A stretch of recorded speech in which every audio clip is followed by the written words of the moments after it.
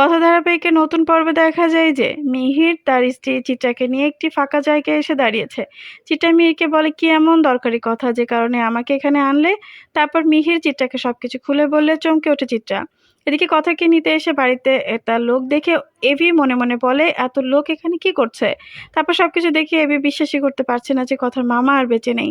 তারপর কথাকে সান্ত্বনা দিয়ে এভি কথাকে বলে, আজ থেকে তোর সারা জীবনের ভাত কাপড়ের দায়িত্ব আমি নিলাম। এই কথা শুনে এভিকে জড়িয়ে ধরে কাঁদতে থাকে কথা। তারপরে এভি বাড়িতে ফোন করে ছোট কাকার কাছে সবকিছু খুলে বলে বাড়ির সবাই কথার মামার আর বেঁচে নেই শুনে কাঁদতে থাকে। করতে তো কান্নায় ভেঙে পড়ে। এদিকে মিহির চিত্রাকে বলে, জয়দেব মুখার্জি আবার আমার না বলে দেবে না তো? তারপর আর দেরি না করে বাড়ির সবাই চলে আসে কথার মামার বাড়ি।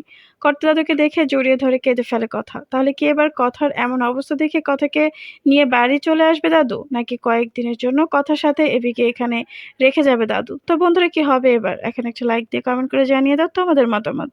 ধন্যবাদ।